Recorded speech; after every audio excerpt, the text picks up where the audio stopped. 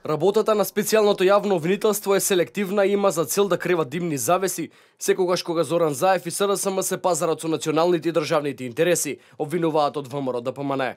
Во таа насока се и селективните и тенденциозни обвиненија кои ги креираат за функционери на ВМРО-ДПМНЕ, а целта е слабење или елиминација на партијата, со што ќе се ослабне и државата, велат од партијата. Дарко Костовски од ВМРО-ДПМНЕ тврди дека обвиненијата се покренати без никакви докази, а конкретен пример за тоа е случајот ТНТ во кој беше срушена дивоградбата на бизнисменот Фијат Цановски. Гревот поради кој се води оваа хајка против ВМРО-ДПМНЕ е тоа што не отстапуваме од одбрана на државните и национални интереси. Работата на СЈО нема никаква врска со правото. Обвиненијата се покренати апсолутно без било какви докази и аргументи. Направени се низа правни преседани кои ќе се изучуваат во историјата на правото како не треба да се постапува. Пример, во случајот ТНТ е срушена дивоградба на Фијат Цановски.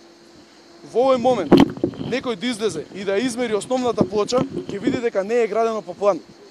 СЈО решава да ги исполни желбите на Заев и политички, без докази, покренува обвиненија за случај во кој многу лесно може и сега да се провери дека е дивоградба. Фијат Цановски, коалициониот партнер на Заев, добил дозвола за да гради дваката подземно, а поради желбата да скрати од трошоци, градел само еден. Откако се соочил со законот, поднел и барање за измена на дозвола за градба, со што практично признава дека направил дивоградба.